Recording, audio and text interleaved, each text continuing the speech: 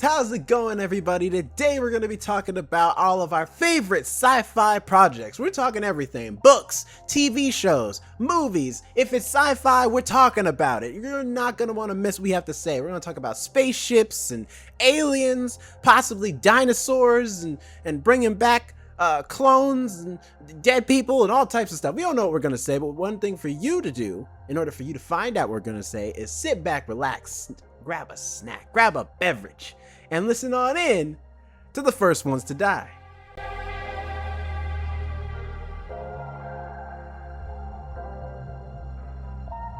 Hello, everyone. Welcome to the First Ones to Die podcast. My name is Jonathan, and I am here today, as always, with Alex and Jerome. How are you guys today? Jerome, how you doing? Doing all right, doing good. Mostly picking up media stuff. I was talking last week how I'm going to be spending a lot more time at the theater, and I'll be doing that probably for the rest of the month. But I, of course, as always, have stuff I've been watching and media news stuff. Alex, did you want to talk about what we did Friday? Because I could save it for when you do your wrap up. No, you can go ahead. Yeah, so Friday, me and Alex, we went and saw Saturday Night at the theater. It was a great time. I actually enjoyed the movie a lot. It was a lot of fun, especially if you're a huge Saturday Night fan and you're especially a classic fan, like you know the first episode, or you remember the old cast from the first season.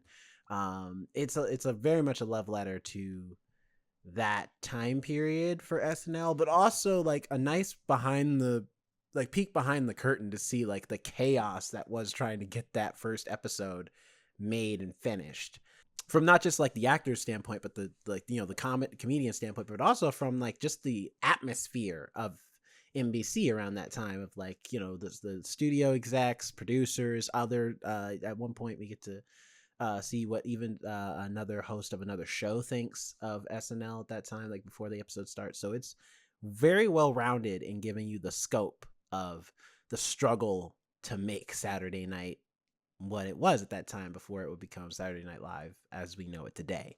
So it's a really good movie, and the cast is amazing. So good. What else you got for us? But other than that, I also watched It's What's Inside on Netflix as well. No spoilers. I don't want to know anything about it. How am I going to spoil a movie for you, Jonathan, Show. when I haven't even said what I was talking about? It's not a show, it's a movie. Wait, what? Wait, It's What's Inside. Oh, I was thinking about Nobody Wants This. No, It's What's Inside.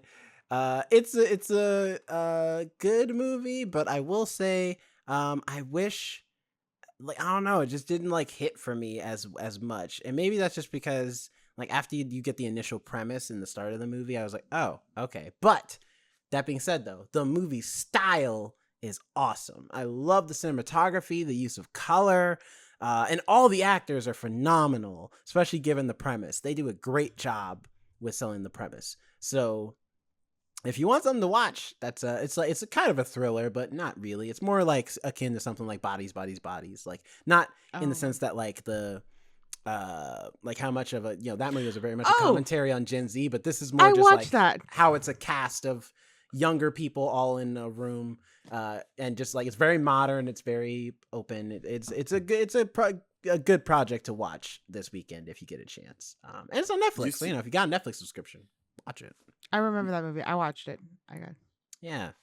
And then everything else. It's been a long week. Is just the regular stuff. Agatha, Vox Machina, Penguin. Watching all three shows. Penguin's the best one easily. Just had a whole episode where Kristen Milioti got to really shine, but nonetheless, the whole cast is doing a great job. And Agatha all along. Big reveal this most past episode 5, I believe. So don't have it spoiled for you, audience. About episode 5's big reveal. Just go in cold and enjoy yourself, unless you're a comic book fan, in which you already knew the twist anyway, so it don't matter. But also last like little bit of media news and stuff that I just think would be fun. First of all, we just got an official trailer for A Complete Unknown. In fact, when we saw Saturday Night, me and Alex, we saw the new trailer for A Complete Unknown, which is the biopic about Bob Dylan starring Timothy Chalamet. I am sure he will get nominated for it because every biopic does. And it looks like a total Oscar movie. It really does. Not every. Did the Bob Marley biopic get a nomination? Well, it came out this year, so we have to wait to see. Did it? I could have sworn it came out last year. It came out February of this year, yes. For real? Yeah. Oh, damn. Now, it may have been in other theaters before that. That could be possible. I'm pretty sure it got delayed because it was supposed to come out Christmas, but then it But you really think the Oscar voters are holding on to Bob Marley one? Oh, no. I don't think it'll get a nomination, but I'm just saying your point was trying to be like, it did get a nomination. I'm like, we don't know if it did get a nomination yet. There are some movies that come out in February that get nominated. But no, I don't think it'll get a nomination. I'm pretty sure. But should it get a nomination? No, it shouldn't get a nomination. Yeah. But you never know. There's a lot of things that get nominated that we're like, why that movie? That's a good point. But I mean, it looks good. You know, it's Bob Dylan. I'm a huge music fan, so for me, I'm interested in a movie about Bob Dylan. Also, this came out a long time ago, but we didn't talk about it, and I feel like it'd be important for us to talk about it. We got a trailer for Companion. I will leave it up to you guys if you want to see the trailer after I tell you a little bit about the movie. I don't know much about the plot, but nobody does because it's a teaser trailer. But this is the next movie from the creator of Barbarian. So a lot of people are really excited for it. It also stars Jack Quaid and Sophie Thatcher. Sophie Thatcher, who's most famous for Yellow Jackets. And it looks pretty good. It's very spooky. There's not a lot going on. Like, the teaser trailer shows you a good bit, but not like enough for you to put together what's happening, which I'm like, good. And this being the person who made Barbarian, I'm sure the studio was like, maybe they asked the studio to be like, please don't show too much. Half of what made Barbarian good is because nobody knew really what was going on. So please don't show too much with this new trailer. And it doesn't show too much, but it shows you enough to be like, man, this is creepy. So yeah, so Companion looks cool. I'll show you a little bit of the trailer while I'm talking, but it's just the first 15 seconds. There's no sound, so don't worry about it. But it looks very I love the cinematography so far. I like the vibes. It looks like flashy. It looks a lot brighter than Barbarian did, which is nice. So I think that's like half of what makes this like more interesting to me. So, you know, we'll see what Companion has to offer later on down in the year. Well, next year, because it comes out next year, but we'll see. I also like Jack Quaid. I find every project he's done, at least recently that I'm aware of, I've always enjoyed him in. Even if the project isn't that great, like Scream, when he was in that project wasn't too great. It was like an okay movie, but I still enjoyed his acting. So yeah, I liked him in Scream too. And then we also got a trailer. This is something that I think might interest you, Alex, is a trailer for the movie called Getaway, written by Nick Frost and also starring Nick Frost. It's a thriller movie in which a family goes on vacation on an island where there's potentially a serial killer. And it looks like horror comedy, you know, very funny, but also very dark. And Nick Frost looks great. I'm glad to just see him doing more stuff because Nick Frost is great. So, well, Nick Frost and Simon Pegg just recently celebrated the 25 years of Shaun of the Dead. Yeah, it came out in theaters again for the 25th anniversary. And they held like a special screening, of course, in London, where they're both from. And it's crazy that is 25 years ago. Just insane, but also really cool that to see your project become a cult classic, you know, to see it even after so long be so loved. I bet it makes them feel great.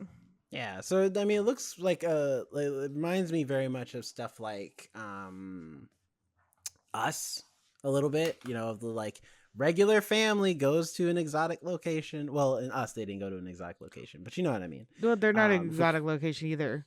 Here's yeah, again, stay out of the damn woods. well, Just this is more like, I think it's supposed to, because they're all very much like British and like, you know, like UK, you know, Irish, Scottish, like all Yeah, the mixing yeah. of the things. So I think it's like supposed to be somewhere in the UK region is where they're actually getting away to. But regardless, like it looks it sounds interesting. I watched the trailer and like listened to some of the dialogue. Sounds like an interesting story, but also Nick Frost is still funny. You know, Yeah. he's his funny self, so it's still gonna have the jokes every now and again. So I'm excited for it. Looks good. And then we had in the world of sci-fi, actually, just real quick, comic book sci-fi mainly, we've got our official casting news for some stuff. The only one I'll really focus on, because it's the only thing I think is relevant to this podcast, is we got casting for one character in particular that has kind of divided the fan base. So I don't know, how much do you guys know about Green Lantern, either of you? Oh, I do know about like the casting. I did hear about that. I know nothing other than when Ryan Reynolds played it, and I didn't even watch that one. Okay, so this is John Stewart, Green Lantern. He is the quote-unquote Black Green Lantern. There have been others as time has gone on. What I was grabbing just before this podcast is a book called Far Sector. This is another Black Green Lantern in the comics currently. Sojourner Elaine, I think is how you pronounce her last name. She's my favorite Black Green Lantern. But before her was John Stewart, who was the quintessential Black Green Lantern for the longest time, been around since the 80s. And a lot of people were wondering who was going to be cast as John Stewart in the most recent, or the recent Green Lantern show, which will be coming out next year, I think, or the year after next year. Because they already cast Kyle Chandler as Hal Jordan, who is the Green Lantern Ryan Reynolds played in the movie, and Nathan Fillion as Guy Gardner, who's I won't say no one's favorite Green Lantern, but he's definitely not my favorite Green Lantern. Not my Green Lantern. I hate Guy Not, but Gardner, not. but to be fair, it's because he's supposed to be a character you're supposed to hate a little bit. But people were wondering who was going to play John Stewart, and there was a large run for like a large short list for the role. Also, but of not course, John Stewart. John Stewart. Yeah, that's his name, John Stewart. But regardless, it's this man, Aaron Pierre, who got the job. Probably off the backing of his most recent role in Rebel Ridge, a movie on Netflix, which I also saw this year. It's great. If you haven't seen Rebel Ridge, watch Rebel Ridge. It's awesome. But Aaron Pierre has been cast officially as the new Green Lantern, and all the white people are happy. They're all like, "Yeah, woo, John!" Like Aaron Pierre, because he is a great actor and he's really talented. But 50% of the black populace is like, hell yeah. And the other 50% is like, I don't know. And it's mainly because of the colorism issue that often happens with things like this. Of John Stewart in particular has always been depicted as a darker skinned black character. Even down to the point where the original creator had said in an interview that despite knowing that there was lighter skinned black people as well, when they did the art, he specifically made him darker skinned. And that if you've read that story, one of the reasons, and there's a cover for it, you can see how like John Stewart saying, "They whipped the Green Lantern, now let him try me." Like he is very much, when he was first invented, a black power, like I'm black and I'm proud. This is where I don't wear, because he was one of the first Green Lanterns to not wear a mask either, for the express purpose of being a superhero whose black face is exposed to the world of like, I'm a superhero and I'm black. And y'all got to deal with that if you got a problem with that. Like that's always been John Stewart's kind of thing. And they've toned down a lot of the black and proud parts of him as time has gone on, mostly because there's other black superheroes now. So they don't have to, and the writers of that comic in particular had a very political agenda with that book of Green Lantern, Green Arrow. So they've toned it down as of late, but nonetheless, his design has not changed over time. Like whether it's this design from the cartoon of Justice League Unlimited, um, all of the video games, the comics still depict him as darker skinned. Like he's always had the same darker skinned look. And I didn't mean to do that. Hold on. And this man here in the other picture was the runner-up. Stefan James was the other actor who they say was like right behind Aaron Pierre to be picked as well. And you have a lot of people saying they wish that they had picked Stefan Is James. he related to Luke James, the singer? You know, I don't know. Maybe. Because he kind of looks like him. But anyway. Maybe. And then also some other people are saying they wanted Sterling K. Brown as well. Mainly because Jon Stewart's big thing, outside of being black, is that he's an engineer and he's also a former military. I think he was in the Army, I think.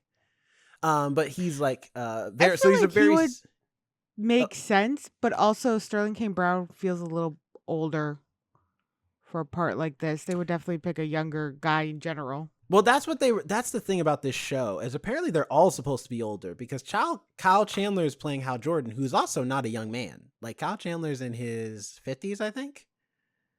So it's like, and the idea is that the Green Lantern show is going to be kind of like, they're pitching it almost as like a True Detective-esque story about something from space landing on Earth, and these two Green Lanterns are investigating, Jon Stewart and Hal Jordan. So a lot of ideas. Me personally, I do understand people's issue with the casting, because it is true. This is like a consistent thing. Because also, if we're going to talk about colorism casting, we also got to talk about the fact that like this person also is not really the skin tone of the person of the character, Halle Berry, who's played Storm in multiple X-Men movies, and she damn sure is not no dark-skinned African woman. And then after those movies wrapped up, did they get a dark-skinned woman when they recast Storm? No, they got what's her face for X-Men Apocalypse as Storm. So it's like, it's a thing where if you're going to like I forget this girl's name. She's great though. She is a great actress. But the thing is, she was great. Halle Berry was great. Yeah. And nobody complained.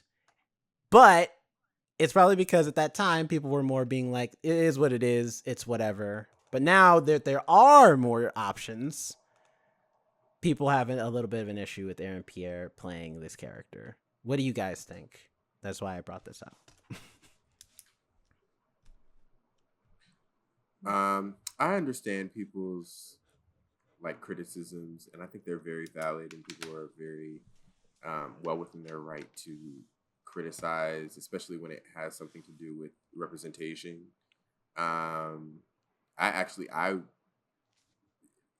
like to think that I think of those types of things whenever I see these types of announcements. But I didn't realize that people were upset about that until now. But I think we're valid to think that way, and yeah, we'll just have to see, one, what the response is, two, what his portrayal is, three, if the studio's gonna say or do anything to combat it. Probably not, but yeah, probably not. Yeah, but overall, I think people are valid in their critiques. I think it is quite understandable, because it's often with the same with Latinos. We get, here's a very prominent Mexican character, and then you place a Puerto Rican actress, a Dominican actress, and to many people you don't see the distinguish, but for us it's very important, because I'm not seeing, the person that I've, the character I've developed such a passion and connection for. You've now just changed their whole identity. And it again happens a lot in Latino community, where they'll do that a lot to Dominican people, but they'll choose very much lighter skin people for that as well. So I think it's completely reasonable to be upset, because there are so many choices. You do have so many great actors and actresses to choose from, many who can fit the bill, and you're still choosing a character who doesn't even look like them, and especially for like the Green Lantern when the darker skin does matter. Kind of reminds me a little bit of P.S. I Love You. No, not P.S. I Love You. I'm sorry. To All the Boys I Loved or something like that. It was a show on Netflix, and the main character is of Asian descent. And when Netflix bought them, they're like, "Oh, we just want to make her a white person." And she's like, the author was like, "No, no, no. The Asian part of her culture is important to the story as is important to her." So it may seem like little insignificant things, such as a darker skin tone or certain culture, but it is important to the reader and especially those who connect to them. Yeah, I'm of two minds of it because I like I said, I like Aaron Pierre. I think he's a great actor, and I maybe wouldn't have been as gun ho if I had only remembered him from Old because he plays mid-sized sedan in Old. Oh, that's right. Dude on the beach. Oh. Oh wow, I didn't even realize that. Yeah, I like it's because he didn't have facial hair in that role. Seeing him with That's the true. mustache and beard, he looks completely different. But after seeing him in Rebel Ridge, I'm like, nah, he can totally nail the role. He's great. So I'm of the mind of like I don't think they made a bad pick talent wise, and the fact that Stefan James was so close, and some other people whose names I can't remember right now, tells me that they were looking for black people of all shades. It's not like they were strictly going light skin or they went straight to Aaron Pierre. They're like, no, we had other darker skinned black people also on the short list. We chose talent over skin tone. So I'll give them a little slack on that. But at the same time, like you said, Jonathan, I don't think people are invalid to feel like this is yet another case, especially with a character as where his race really does matter, and his darker skin really does matter as John Stewart, because it's the same thing as like Blade. Blade has been dark skinned the entire like in the comics forever. So and they did the same thing to him where they hired what's his name, Crazy Bones, to play Blade, who's a light skinned black man, and nobody watched that show. But now people are excited because Mahershala Ali might play him. It's like there's certain characters where their skin tone does really matter for the character. And especially you look at, like, for example, Teyana Paris, who's playing Photon in the Marvels. Like, that's a dark-skinned actress playing a dark-skinned character who, was Captain Marvel at one point. You have even the actress who plays her mother, whose name I can't remember right now, but who plays Maria Rambeau, also dark-skinned character, makes sense. Like, it's in a world where you can but it's because they took the time to find a darker skinned person to play the role. And so it's one of those things where I'm like, we'll just have to wait and see, see how the show goes. I'm sure people will come around. And I feel bad for Aaron Pierre because the last thing you want to hear from your people after you get casting, and what I'm sure for him is one of his most exciting news for him casting wise, to be like, hey y'all, I'm gonna be Green Lantern. It's a big project, Warner Brothers money, DC money. I'm gonna be like, this, I finally made it, only for people to be like, boo, we don't want you. Like, that can really hurt someone's feelings, or at least just be a little discouraging. So, Aaron Pierre, if you are listening to this for some reason, I think you'll do great. Yeah, and you're a talented actor, you know what I mean? So I think it'll be fine. People will get over it, I'm sure, but for now, like, I feel like at least the black people who worked at Warner Brothers had to have known this was coming from the black populace specifically. Because like I said, it's only really black people. Everybody else has been like, hell yeah, Aaron Pierre. So, and even then, only like it divided. Like, some black people have been very much of like, yeah, we're cool with it. I mean, would it have been cool to have a dark skin actor? Sure, but I don't mind that it's this guy. He's great. So it's not everybody, but still. I think it also puts a tremendous weight on the actor because you had just said they may have chose skill over kind of description, which means like if he is not a good enough actor, like when Halle Berry played Storm, people seemed in my sense a lot more forgiving because she was so good playing Storm. that if he's not good enough to play this character, then it's like, oh, you clearly did not chose talent over description or looks. You kind of just now it kind of looks like you just chose the lighter skinned person. So Yeah, that's a lot of especially weight on him where he's like, you have to really do well in this role or you kind of just don't look good anyway. because he doesn't have the luxury that Halle Berry did. That when Halle Berry was cast as Storm, she was popular. She already had like a name. She had been in other movies. This That's true. dude, like, unless you followed his work, you probably don't know who he is because he hasn't been in big projects up until now. And so, unfortunately, because I like Halle Berry, like until I got older and I analyzed, and I'm like, so you're just not gonna do your African accent, huh? Like, because she started one in the first X-Men movie, and then after that she never picks that back up again either, because it wasn't even great in the first movie, but at least it was an attempt. Then the movies after that, she was like, look, I'm just gonna be Halle Berry, I don't give a damn. She didn't even bother to have Storm's hair because her iconic long hair, or the mohawk even. Like, so I'm just like, so it just stopped being Storm and started being Halle Berry in an X-Men costume. But again, she's Halle Berry, she can get away with that. And like Aaron Pierre, he's on the rise. So, but bonus. Most of the time when Green Lanterns do their powers and do their things, their eyes turn green. He already has green eyes, so he's already like kind of in character just by existing. So there you go.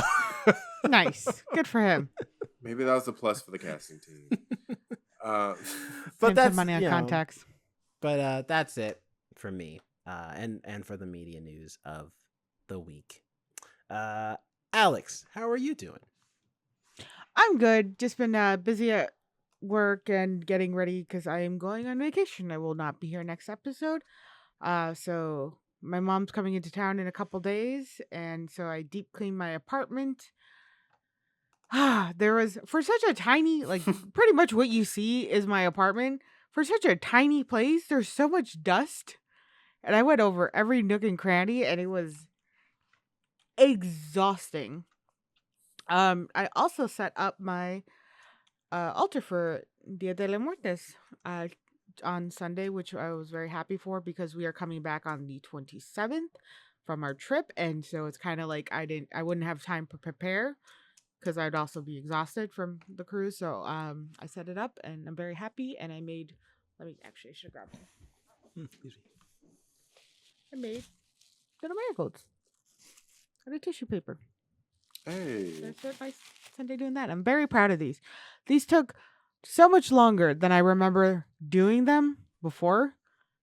Like I swore these I swore these didn't take as long, but I don't know. I guess I wasn't as tired as before. So, but I really enjoyed making that, and I'm super excited. And I have that all set up, and it's all nice and pretty, and I love it. But everything else has been pretty chill and quiet for me, which has been nice, getting ready for the big trip and everything.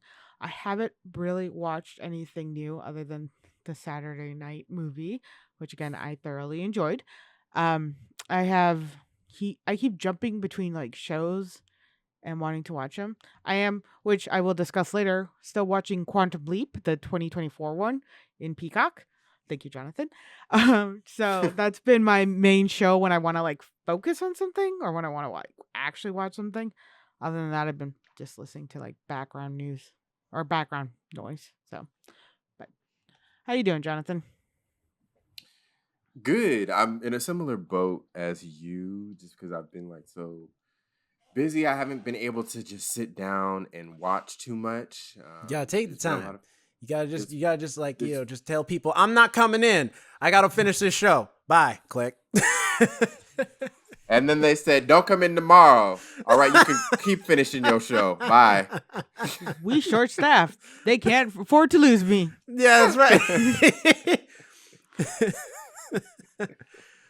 And that's right. And I'll tell them you fired one of your few black people at this company. That's right. Y'all racist. That's what it is. I'm actually the only Mexican I think I work at. I often say that. Anytime somebody says that, I'll be like racist, and they're like, they'll either say no, it's not, or I'm Filipino because I work with a few Filipinos that I tend to do that to. They're like, I'm Filipino. I'm like, oh right, okay, you're fine.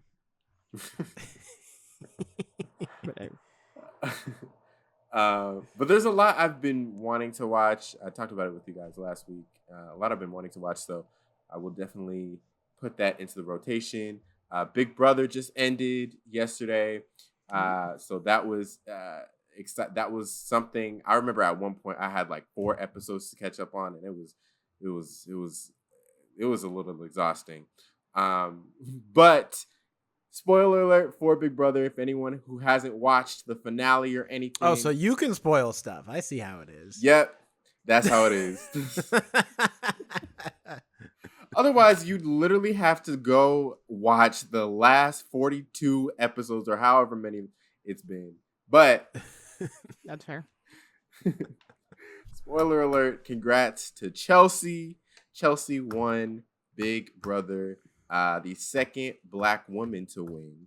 Hey. Third Black person to win within the past 3 years, 4 years. So, yeah, congrats to her. Unanimous vote. She is she cemented herself as one of the greats Big Brother players. So, congratulations, Chelsea. I've also been watching Love is Blind.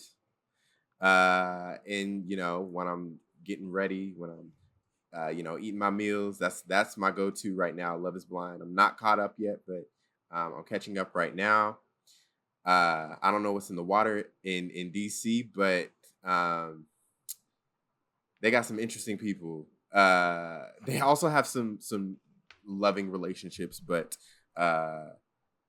what I appreciate about this season is that they're getting a little more political. I don't know if that coincidentally is because we have an election coming up, or because it takes place in Washington D.C., or a combination of both. But they've usually shied away from the political conversations in past seasons, but this season they are not, which I find very interesting. So I've been enjoying that. It's been a good season so far. Also, in my own little movie news for the week, we got an announcement that Boots Riley, his next movie, has been announced. The cast, I guess, for his next movie has been announced. The title has also been announced. It's called I Love Boosters, and it stars. I still gotta watch I Am a Virgo. I know Boots Riley, of course. If you've seen Sorry to Bother You, that's his one movie. And then I'm a Virgo was his show that aired last year. And I do want to watch that one as well. But the film just announced stars Keke Palmer, Naomi Ackie, Demi Moore, and Lakeith Stanfield. So a great cast. Looking forward to it. It's apparently about oh shoot, I missed the log line, but it's about a ring of shoplifters. So I'm curious. I'm really curious to see that, and it sounds like a good time. Hell yeah. Also, before I forget, I am loving the new SNL season as of late. It's their 50th season, 50th anniversary. Probably, I'm sure half the reason the Saturday Night movie came out this year, so they're like, it'll coincide with our 50th year anniversary. But I love that, apparently this year they're deciding to just be like, yeah, there is a set cast for SNL, but we're just gonna have everybody and anybody show up whenever and just be on an episode or something, because they've just been having every episode they've been having guest stars from old SNL seasons or just stuff. And most recently they had Lonely Island drop a new music video, Sushi Glory Hole. It's actually a jam. So I caught a glimpse of that, and I don't know why I didn't think it was an actual SNL episode, because I was out with Lauren and they had SNL playing on the TV behind her, so I kept glancing, because I was like, is that Lonely Island? Is that act? I couldn't it felt like a weird clip show going on, because it did have a variety of different cast members of seasons past, and that makes me feel better. I was like, what show is playing a variety version of SNL? That's already a variety show. I like the new format for this. I mean, I'm sure it's just intended for just this year because of the like excitement of the 50 years of them doing the show. But it's just, if this is supposed to be the new way they're doing SNL, if they're just going to keep doing it like this, I like it like this, where it's just like, I mean, they still have, you know, a set host, set cast of like common people, but it's like, yeah, I mean, they're not, most of the people who are SNL cast alum, most of them aren't working all the time unless they're like the mega famous people. And even then, it only lasts but for so long, and then they're eventually back to just doing whatever they feel like doing. So yeah, bring them back on a consistent basis, just whenever they're in New York. Hey, you want to be on an episode? We got a sketch we want to do. Yeah, come on in. Like, you know what I mean? I think that'd be great. I especially like this most recent episode with Ariana Grande. There was a sketch she did in which she does a Jennifer Coolidge impression, because normally it's Chloe Fineman, but it's Chloe Fineman acting opposite Ariana Grande, and both of them nailed their Jennifer Coolidge impression. I mean, Chloe Fineman's always been good at it. She's done it multiple times on the show. But Ariana Grande, I was like, damn, you got impressions too, girl. Look at you. Oh, yeah. She's done a lot of musical impressions in the past, but she also has... Yeah, she did one of Celine Dion. Yeah. Oh. She's doing the damn thing. Good for her. She was great. She was a great host. Yeah. Well, she's a theater kid, so... Yeah. She's one of the weird ones. So, yeah. So, you know, watch SNL. Both the movies. Speaking of, have y'all got your Wicked tickets yet? No, not yet. Not yet. I'm going to get them soon, though, because I'm excited. I say that like I have. I haven't either. I won't be in town when it's here. So, I if I do get tickets, I got to get them for, like, when I'm in Charlotte with my mom. Wait, we're talking about the movie or the play? The movie. The movie. Okay. What you say? I don't know. Is it playing in Seattle? Yeah. I don't know. The way you said it, it sounded like, oh, when I'm in town, I was like, is it coming? Is it touring? I was so confused. I mean, we could watch it when I'm in town. Doing my best. Oh yeah, no, that'd be fun. We should see if it's in 4DX. It just get thrown around. Oh, I probably will be. Yeah. No, in some of these movies, that defying gravity. Yeah. Speaking of gravity, when science! the bubble pops, you get splashed. Anyways, yeah, today Science. we haven't had one of these in a while, but we're just gonna, throw out an open forum. I saw my opening, and so I was like, I'm gonna grab it right now as the segue to the. Our favorite sci-fi media things. Movies, See, this TV is why shows. I asked for clarification. But sorry, go on. It said free for all sci-fi. The last time I tried to give y'all specifics, you watched the wrong movie on Christmas. So now we're just leaving it open. Everything and anything is on the table. No, that was lack of specifics. Yeah, I was not given the right movie to watch. Specifically, we were watching A Year Without Santa Claus. Verbally. But it wasn't on the calendar, but verbally it was said. To me, that's not the Santa Claus movie that I grew up with. I grew up with. Remember that? You didn't grow up with what's it called? Santa Claus Coming to Town either. Did you? Yes, I did. Okay, well, never mind. So go on, Jonathan. We're talking sci-fi. We ain't talking Santa. We talking sci-fi. We haven't done one of these episodes in a while, but we're essentially just going to have an open discussion about our favorite sci-fi media, what stuff we like, what kind of tropes, maybe kind of themes, different genres within the sci-fi genre. And yeah, does anybody want to go first? I mean, I have a little bit of a list right here. Well, then go ahead. Okay. Here's one. Attitude in there. No, I'm just saying. Go ahead. Do your thing then. Okay, so when I was writing down some of my favorite sci-fi, movies, I think I'm really into a specific type of sci-fi because I'm not now when we're talking about genres, fantasy is probably the bottom for me, like in terms of the genres that I like. Oh, and I'm sorry, real quick. And for those who are not the initiated, sci-fi standing for science fiction. Okay, I mean, I feel like we shouldn't have to say that, but you never know who's listening. So if you're uninitiated, sci-fi meaning science fiction, okay? Get off Anything this in podcast regard. if you don't know what sci-fi means. Come on, So- man. Come on. Anyway, I'm sorry. Go ahead. But yes, science fiction. Uh, at the bottom for me is fantasy. You know, there are some things, there are some fantasy movies, TV shows that I don't mind, but when I'm looking for something to watch, it's generally not something in the fantasy realm. And for me, I used to think sci-fi was just above that. It might still be, but there's actually a lot of sci-fi things that I enjoy.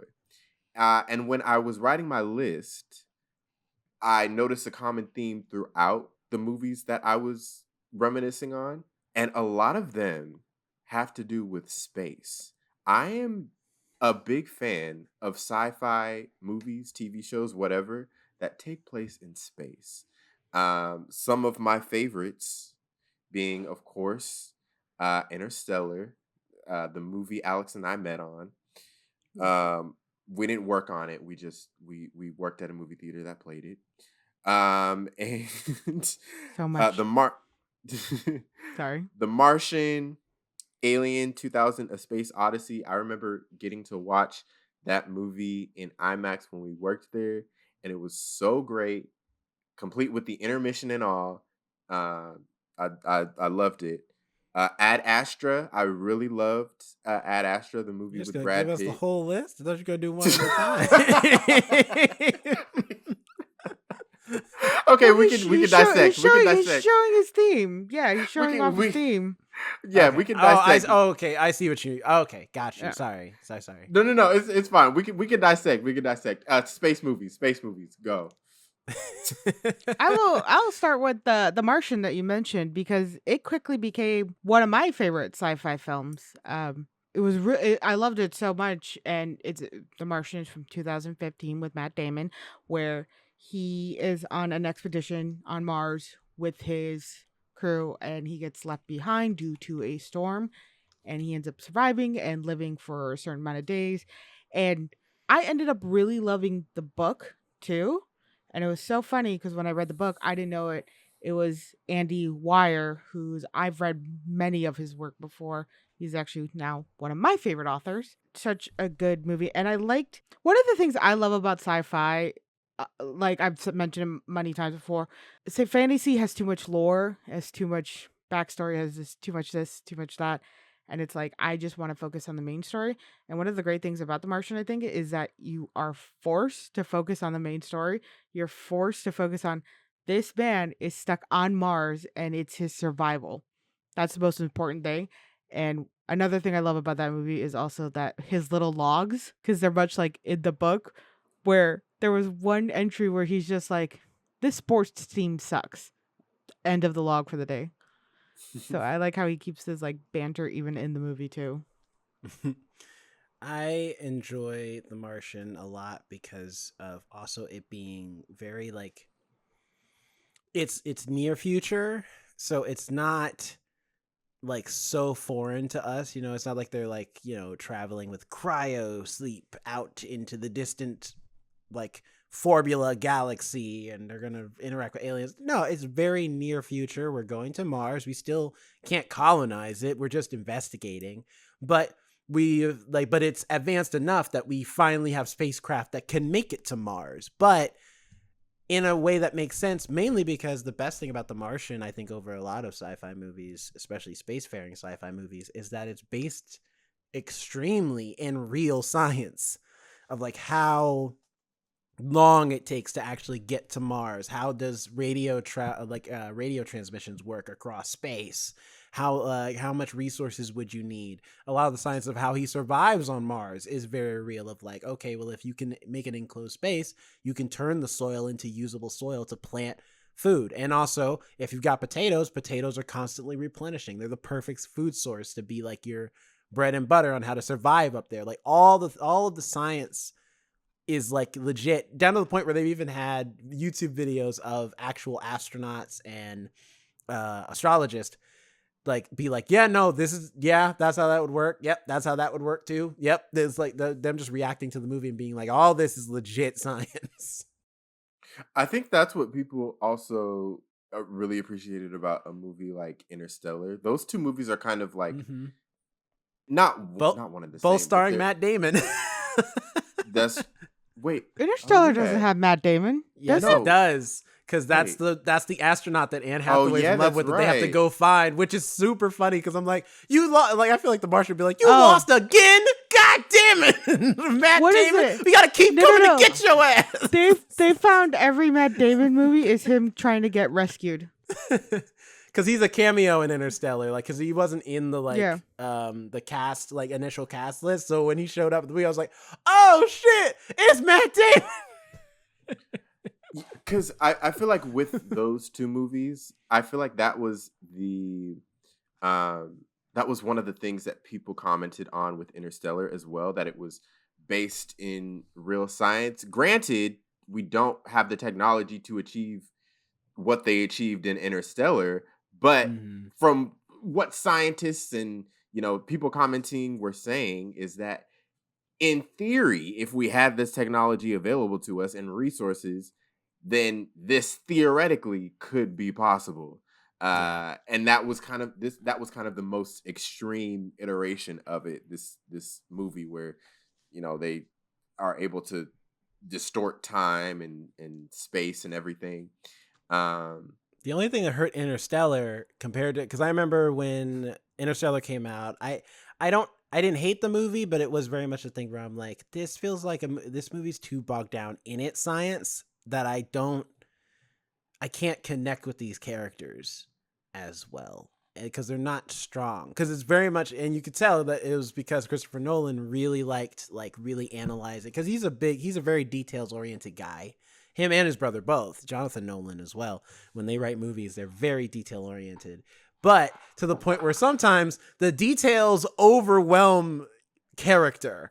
And so, because they have to explain it all. And in Interstellar's case, that's how it felt for a lot of people, myself included. But then I watched The Martian and I'm like, this is what Interstellar for me should have been. Like real science, but the characters take priority. They're still fun. They're still interesting. And the scenes to explain said science is fun. And in a way that's more, it's like that scene with Donald Glover where he's explaining how his curve theory. It's like they could just be him with a chalkboard explaining it, but instead it's, oh, I'm going to use a pen, click, and spin around the room and, whatever. So it's like stuff like that where I'm like, I that's why I think The Martian's the better movie, even though they're both are very similar in their construction and what they're trying to do. And I will also say, with The Martian, I got a great opportunity to meet a scientist. His name is Corey Gray. He is actually the man who discovered what it sounds like when two black holes hit each other. It was super cool. I got to see him at a seminar, and he's a wonderful man. And we actually follow each other on Instagram, so that's fun too. Oh, cool. But when I went to that seminar, he didn't over explain things. It wasn't very complex. It was easy for me to follow even. And I love time travel and space travel and all that stuff. But I'm not that skilled and knowledgeable of this stuff. It also in Interstellar, when they explain stuff, they use complex theories and all this stuff. And it's like, that's one of the disconnects with the audience is like, well, we don't know that. When you have something that feels more real with The Martian, where Matt Damon was like, well, I have to create rain. How do I create rain? I have to do this. And it's very chaotic and messy. And a lot of scientists that I at least have met in my life are very chaotic. They try to frame scientists as these oh, I'm very statistics, blah blah. No, they're a little wonky in themselves, which I think you have to be when you're, working with constant theories and looking at the expanding universe, And I feel like The Martian portrays that, like with Donald Glover's character as well, where he's like, look, this is what we need to do. And they're like, okay. He's like, do you see it? Do you see what I see? And it's like, we do. Put down the trash can. Come on. We'll talk about this. So I think also that Interstellar kept it very stiff, when The Martian was more like, hey, we're chaos, we're fun. This is a lot like what it is really to be in science. Jonathan, I am curious though, because Ad Astra is a movie I don't think about very often, and I did watch it in IMAX. And it's not a bad movie. It just didn't get like the audience it really needed to, I think. But it was an interesting space movie. So I'm curious what you Yeah, like about it so much. I enjoyed. I only saw it the one time, but from when I saw it, I loved it.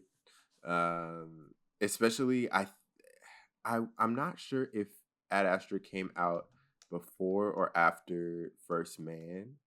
It came out before because First Man was 2018, Ad Astra was 2019. Okay.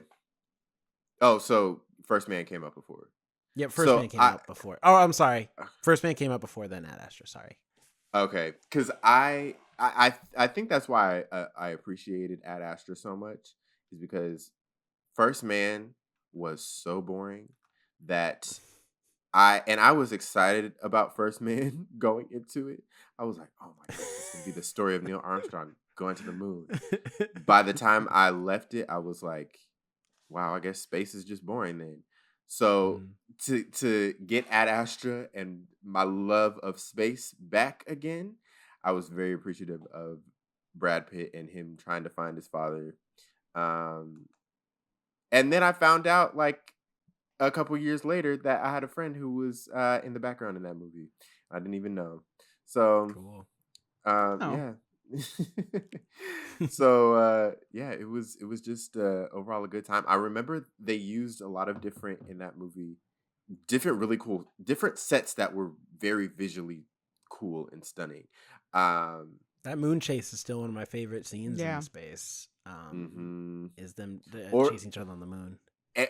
as well as the scene when he's blasting off and like doesn't he like sneaks on or something Oh yeah, and yeah, yeah. Onto yeah the onto the like the rocket onto spaceship the because he goes spaceship. all the way to Neptune, right? And then he has to get Mhm. Yeah. on that spaceship is his only way to get back home. Yeah. Uh I just like that movie. Yeah. A good movie. You seem to like I movies where they get kind of a lost person in kind of gets space. lost in space. Huh? I was like, that was three straight. Did anyone have Lost in Space on their list? Like, I but no, whether I new didn't I've or really. not old? seen that. I didn't really enjoy it. I liked the most recent one that was on Netflix. I watched that for a while. It was pretty fun. And I remember the like 2000. I think it was a 2000s movie or 90s movie of Lost in Space. Never watched the original Lost in Space. That's more my parents' time of the original Lost in Space. But yeah, I was just curious if anyone had Lost in Space. But do we Oh remember oh sorry. no, go ahead. Go ahead. Lost in Space, but do we remember Lloyd in Space? Do you remember that Yes. No, cartoon? I don't remember Lloyd that. in Okay, space, Alex. the green alien. He was a Uh-huh. Look up teenager. Lloyd in Space, Jerome. He was You one of might the like this best. show. Or you Yeah, might have liked this show. I loved Maybe it. maybe I know it by like We no talked about it in our retros I cartoons. don't. I think I've seen this cartoon. I don't know this cartoon. I watched Yeah. it all the time. I love that show. I Uh, know. I was gonna say it was because of my mom. Where my mom introduced me to my first shows Easy. of science fiction, and where I think my love really began, of course, with Star Trek from the '60s, the original series, and then also the Twilight Zone. Yeah, the Twilight Zone, which although had also like fantasy and other fictions, but it had a large component of science fiction as well. And Mhm. she's the one who introduced me to both of those. So I think I blame her for my love of sci-fi so much because that's really like a big majority of the shows I watched. And then of course I got introduced to like Lloyd of Space, and I love that so much. It's hard to say who introduced me to sci-fi because on one hand, I feel like to be a comic book fan is to be a lover of sci-fi because so much of comic book stuff is sci-fi, especially superheroes. Because for the longest time back in the golden age, it was just I don't know. He comes from like a planet, or they're magical, or something, and then because that was it's the 40s, so everything was all about industrialism and being a man and and the women out here being empowered a little bit and stuff like that. Like it's very like ideals. Then the 60s came and it was the nuclear age. and science was the big thing. It's why even in stuff like Toy Story, why it's like the difference between like how westerns used to dominate, but then all of a sudden sci-fi came out of nowhere and was like the dominating fiction at the time. So when the 60s came, Marvel started, but then also DC Comics changed, where all their heroes and characters, the ones they could change that weren't so classic, it was unchangeable, like Superman and Batman and Wonder Woman. Like Green Lantern no longer was just some random dude who was a railroad worker and found and made a Green Lantern and got his powers. Now he gets his lantern ring from space. Flash is no longer a guy who says, who has like a Mercury hat, and I think he had like a formula or something that allowed him to run fast. Now it's he got struck by lightning dealing with chemicals and it made him fast. So it's like, I was a huge Spider-Man fan who was straight up sci-fi of a radioactive spider. But so it's like, on one hand, it could have been when I watched Spider-Man. It could have also been when my dad introduced me to Star Wars and had me watch the original Star Wars movies from the 80s. So it's hard to say. But either way, I've been a sci-fi fan forever, since I was a little kid. I always loved space over fantasy. Mainly because the rules are simpler, like you said. Like for me, fantasy, if you want me to get into fantasy, you got to give me the lore. And if the lore sounds interesting, I'm in. If it sounds boring or stereotypical, I'm gonna be like, okay, whatever, bye. Another reason I think I fell so quickly in love with Star Trek, that my love still, is strong for today, with like Lower Deck and New Strange Worlds, especially with Lower Deck. It's so funny. It's the cartoon version They're of on their it last too. season. They just I put out the know. trailer, I think, for their season, their final season. I know, which is so sad, but um I think another reason I had fallen in love so much with Star Trek was that it was a more hopeful sci-fi, because if you look back at the 80s and kind of 90s, sci-fi was very depressing. It was very post-apocalyptic. It was more the machines have taken over the world. It was big corporations have turned you into robots. Sci-fi was like a bummer to like during the 80s and 90s kind of. It was getting, more technological, and you got to see, better with the effects and things. But like Star Trek was very hopeful and very like, look, this is a future we could have, exploring deep space, interacting with different species, having adventures. And they were a science ship. They were a diplomatic ship, absolutely, but they were first and foremost a science ship. So they were going to collect samples and stuff. So it wasn't like shooting and fighting, although it was for a science ship. They killed at least 2 people every episode. It's crazy. So I think that was another reason I fell so intensely in love with Star Trek, and like why it still continues to this day, especially with the original series. It was because it was such a unique cast too. Mm-hmm. And each character was so cool, and in a weird way, you could find yourself in any of the characters that they presented. It was So forward thinking at the time, it really especially during the was. 60s, and through with the original series. It was Yeah. so forward thinking. Um, I, it's funny because like I respect Star Trek a lot for that, of like being like a very forward thinking show, but I think also it's for different reasons. I respect Star Wars in a similar way, because Star Wars was not only like, I think Jaws is technically considered the birth of the blockbuster, but Star Wars was the one where it was like, Jesus Christ, this is on a whole, because say what you want about Jaws made money in the theater, but Star Wars spawned books, TV shows, toys, like just every, like Star Wars just kept growing like this monster that just won't die and still is big to this day. And it's because of how universal Star Wars was, in that you could feel like it was a movie that captured so much and took so many different elements from different things, like the elaborate detailing of something like a Dune mixed with the samurai storytelling of like Seven Samurai, or I think it's Yojimbo, or I'm sorry if I mispronounced the name, but Kurosawa movies was where George Lucas got his inspiration for a lot of the Jedi stuff. But then also there was the Western with Han Solo, who's just this cowboy in space, and these smugglers and criminals. And then there's also Darth Vader and this empire, which is this great allegory of fascism and Nazism. Like, R.I.P. James Earl Jones. Yeah, like it was just a fusion of all these ideas that on paper should not work in a science fiction world, and they just were, it was beautifully woven together into this movie that has become timeless, and then spawned 2 sequels, and then spawned an entire franchise after that of just like great storytelling, and even forward thinking enough to have like General Leia, well, Princess Leia at the time, but like this princess who, yeah, she's a princess on paper, but she's a badass, and she like in the rescue to save Princess Leia, she saves Luke and Han's ass, because she's like, to the point where she even takes the gun from Luke, like, give me this, you don't know what to do with this shit, blam, come on y'all, let's go. Just like, that's really cool.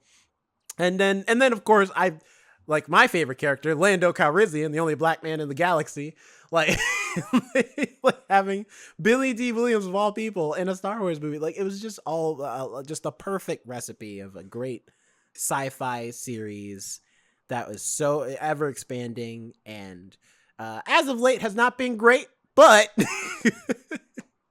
nonetheless, I don't think Star Wars will, much like Star Trek is the same way, I don't think either of those will ever die because of how much they've done for the sci-fi space and helped with sci-fi storytelling as time has gone on. So I will say, as much as I don't like Star Wars, I don't like it. I think at the time it was made, because like with Star Trek, it was made in the 60s, so the older generation, got to watch it. It was their show, and then it was introduced, later on to the later generations, such as myself, and furthermore. With Star Trek, as you say, it had the mix of the Western and the sci-fi, so it had that generation sci-fi, but it had the older generation's love for Western, and I think that's what made it so powerful. You found something to connect yourself with in that movie. You found like, oh, these were the classic tales I grew up with, where it's old samurai films to old Western films, but they're just in space. And my kid loves space. So now I get to share that bond, with them, or just able to see it again, because a lot of Westerns and a lot of samurai movies weren't as popular I think samurai films were pretty popular in the 80s. they were, but it was more of a filmmaker's thing mainly because of the foreign language, and also they were black and white, I think, still in the 80s for the most part. Because the 80s was the start of the like kung fu movie, like Bruce Lee, that's what, like those guys coming in. So I think everybody got to see a genre they liked in Star Wars in a way. Bruce Lee was even earlier too. Well, yeah, he was in the 70s actually, right? 70s. Yeah, 70s. That's right. Really? Yeah, he's been around. Like Bruce Lee had been around for a long time before the 80s. Actually, you're right. Although I will say my favorite sci-fis as of late have also been the ones that are very grounded, because I like the idea of like what Earth will be like, in the future. And one of my favorite ones being Her, surprisingly. I didn't realize how much I would like that movie until I saw it. I never was like, watched man, it. this movie's great. I forget that is classified as a sci-fi because it is so grounded in reality, but it is. And especially nowadays with AI, how AI has advanced within the last few years, and with just like devices in general, it's like that could be a reality, honestly. Yeah, because I remember making fun of it because I'm like, let me get this straight. This is a movie in which a dude falls in love with his phone. Stupid. Not going to watch it. Not a waste of my goddamn time. And then I watched it and I'm like, wow, this is a really great movie about connection and about, in some cases, disconnection, and how like we as people, especially when it comes to when we're the most broken and we're the most isolated from humanity, how you can feel like you can suck into something that isn't as real, but at the same time, like, also what is humanity? Because Scarlett Johansson, who's only the voice of the AI in the movie, is amazing, and her role, like, you really do start to think of her as a real person because of how good her performance is. And but it's also really funny. Like, Chris Pratt in that movie is very funny, and also you can tell that he was getting geared up for Star-Lord during that time, because he's like at that time Guardians wasn't out yet, but Parks and Rec was, and everyone knew him as Andy, the fat guy in that show, only to then watch her and be like, man, he's jacked. What's up with the muscles? Why does he look like that? I will say I love how they I explain that at Parks and Rec. He's just like, I quit drinking beer. How much were you drinking? Yeah, I know, right? I need to watch that again because it's a good movie from what I remember. I saw it the one time in the theater. When did it come out? 2014, I think 2015 I maybe. think so. 2013, actually. 2013. Yeah, I saw it with Yeah. my friend in the theater. It was like four of us in the theater, but it was a good movie. It was a good movie. Yeah, it's surprisingly, it's also one of Joaquin Phoenix's, I think, best performances, even though they don't talk about it much. But Hmm. um, it's a great performance from Joaquin Phoenix. It's really Yeah, kind of kind of along those lines when you get into the Black Mirror of it all. And it's it's I feel like when you think of sci-fi television nowadays, Black Mirror is one of, if not the first show that comes to a lot of people's minds. it has to be in the conversation. Hmm. Because it has very much like it's Black Mirror is referenced now so often outside of the show. Like when people say, like when people see something on social media or in real life that is just so far removed from, like there it, it involves technology in a way that's weird or like so out of touch with like modern society. Or People it's are just like, scary to think Well, about. yeah, people are always actually, like, oh, what are we living in Black Mirror now? Is this Black Mirror? Like it's become a cultural phenomenon in that way that people reference it so often. I saw that reference occur when there during the Met Gala when some TikToker used who's the woman who says let them eat cake? Marie Antoinette's Maria like Antoinette, yeah. yeah, she was in her Met Gala dress, that was inspired Marie Antoinette and just a bunch of flowers and she used that sound and a lot of people were pissed off by it, like an insane amount. And it actually coined the term digital guillotine, where you're blocking these celebrities, TikTokers, social media people from, you know, social media. And people would come out and create these lists like, oh, this is who we're blocking this week. This is the block list. And it would have like celebrities, of course, and then random social media personnel. But then they got weird and crazy.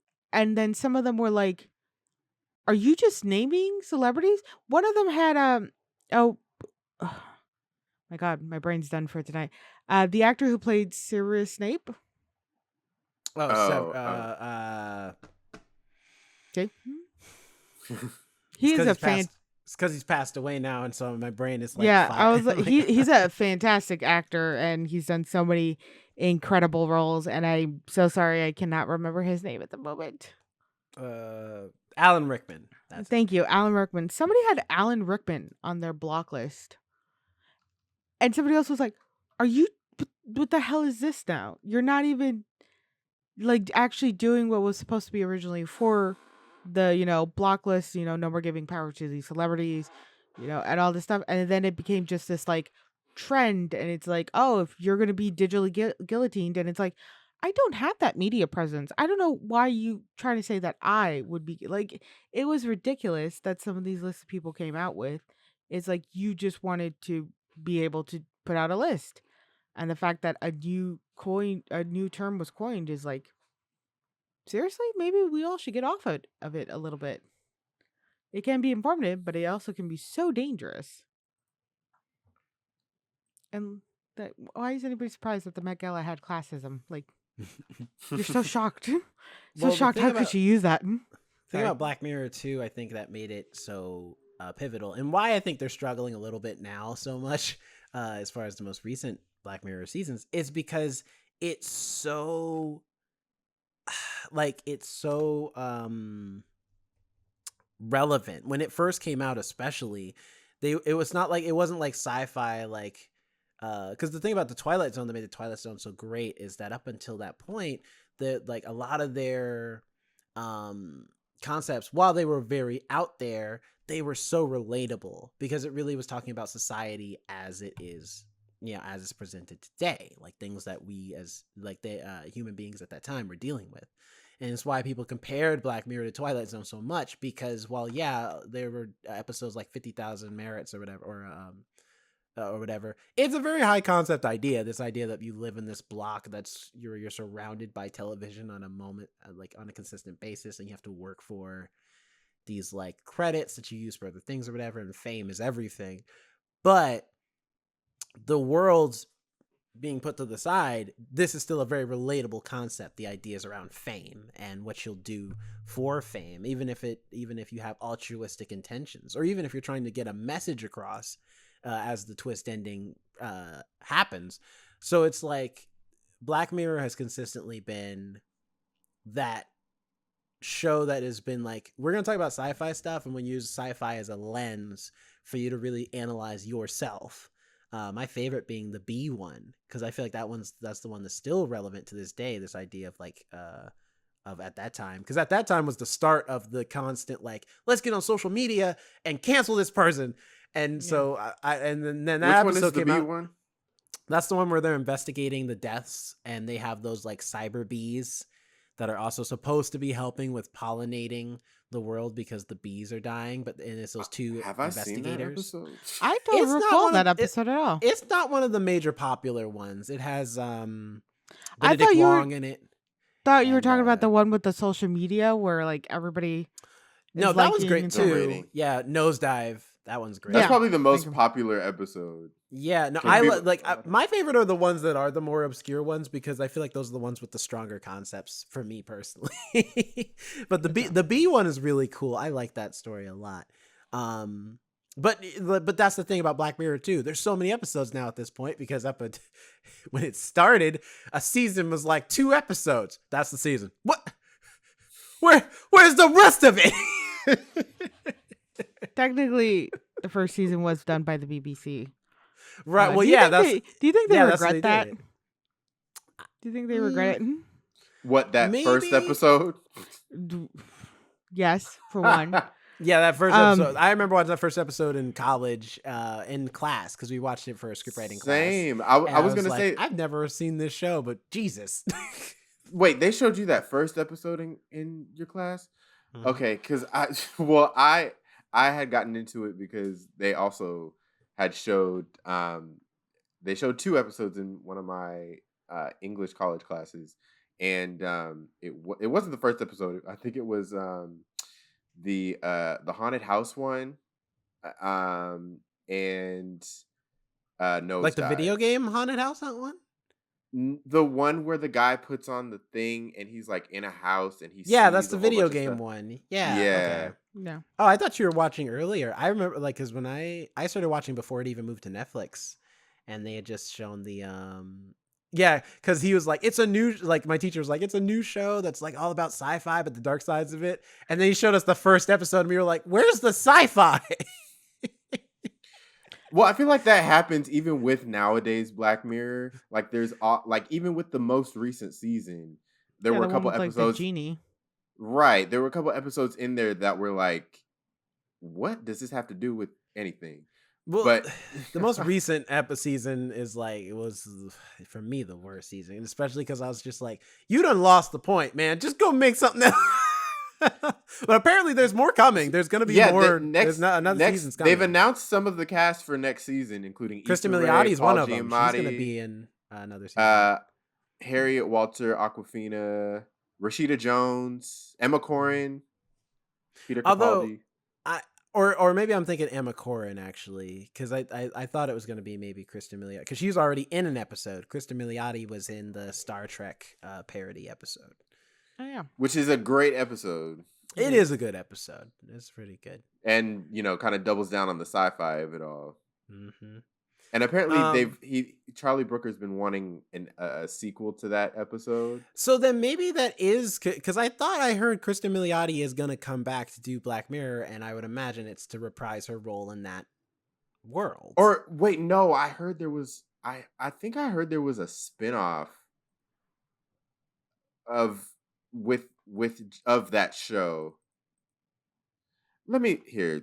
Keep talking, and I feel I'll like do I some feel like research. that show would be a little bit hard to do because they're technically not in space. They're in the A internet. video game. Yeah. They're not even in the video game anymore. They freed themselves Yeah, from the no, server. that's where They're in the because they're they in through the the patch they enter into like the new server of the game. Oh, I thought they like entered into basically the internet. No, they're still in the game, but they're in like the actual because he had a localized version of the game that was locked off That's from right. the rest of it, and so they Oh, launched into the regular game, which would update them and take them out of his control. Which I feel like from a lot of a gamers, you s- just get slammed with a lot of verbal abuse, a which is what spin they a showed the end s- of as well. Sorry, go ahead. a spin. Oh, sorry. A spinoff isn't coming, but in the next season there will be a sequel episode. Hmm. Okay. Okay, at least. I will say to get moving from Black Mirror a little bit, one of my favorite other sci-fi things I feel like we should talk about. We don't want to talk about it for very long. Is Blade Runner, because that Blade Runner is the filmmaker's like ultimate sci-fi for some reason, and I say for some reason because for me it was never like I like Blade Runner, but I was never like Blade Runner. But there's so many filmmakers who are just like they love Blade Runner, especially the first one, but the second one as well because the second one's really good.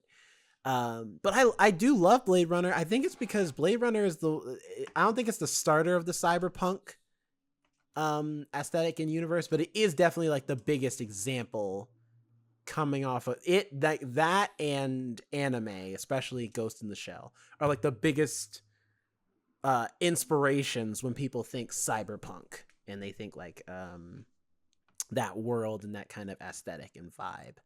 Uh, Blade Runner more specifically because of just like the fusion of Japanese culture mixed with American culture in a dark and seedy city with android robots and stuff. And I love it. I like Blade Runner a lot, especially 2049 as a sequel to the original Blade Runner was a great sequel. And I like, but Blade Runner itself also, again, we were talking about with her, this idea of like humanity. Blade, like her has to thank Blade Runner for that because Blade Runner was one of the first movies to really play around with that idea too, but in a more like distant future type way, where they have like flying cars and shit. But it's a great movie. It's just I really enjoy Blade Runner a lot, and I especially enjoy the idea of robots. Like I don't like robots in real life because I feel like humans will abuse them to the point where they will take over the world. But in fiction, robots are awesome.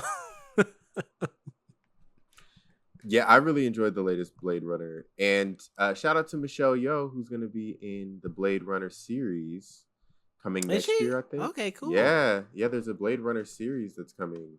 It's called like Blade Runner 2099 or something.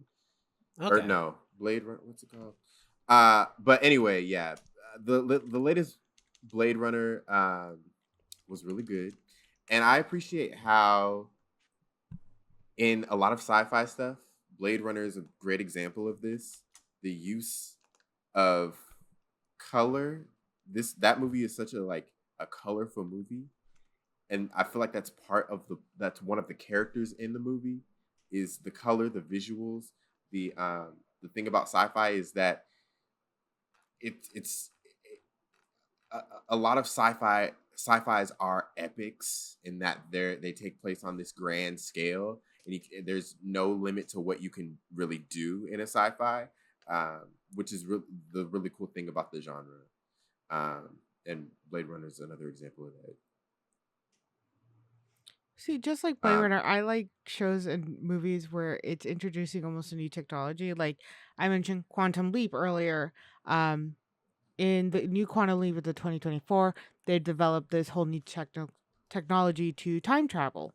And it's this whole where the main character has now jumped into leaping and his memory's wiped. So they're trying to figure out why did you do this? Because he wasn't originally the person to do it. And he's like, I can't tell you because I don't remember. Um, but I really like the shows and TV that, it's the new technology they're based on. The story and the premise, much like with Blade Runner, it's the new robots and how they're so much just a part of our world now. It's not out of the ordinary. It's just, part of who we are as humans. And with Quantum Leap, I do like the introduction sometimes to the new technology.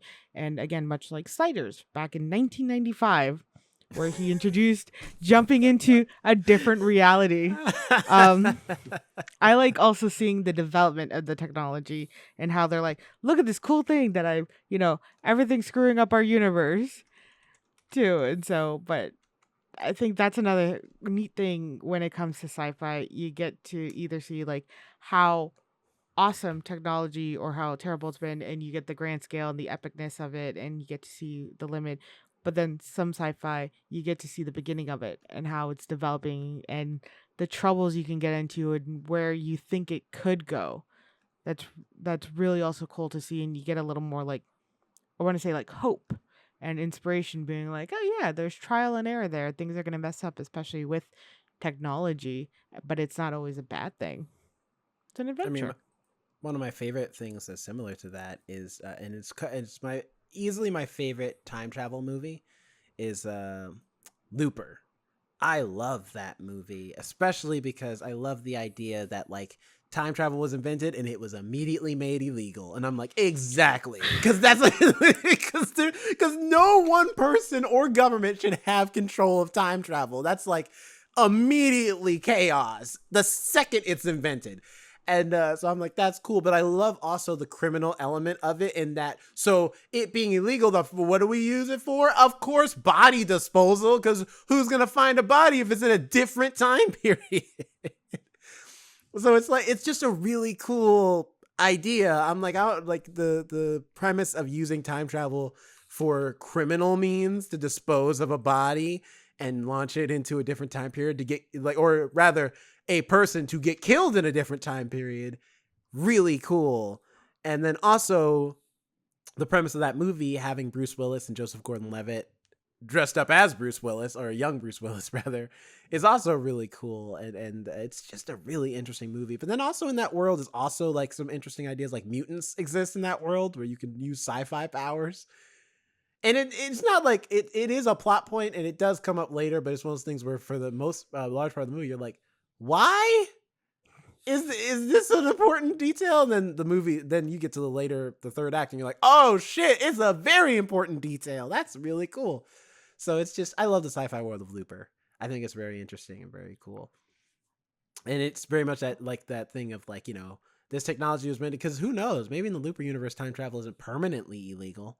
Maybe it just started that way, and maybe they change it later.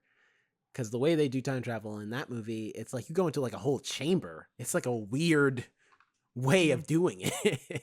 And then you just appear. It's not like the chamber comes with you. You just show up in another time period. And it's like, okay, so I guess there's no going back to where you just came from. It's just, you're just here now forever.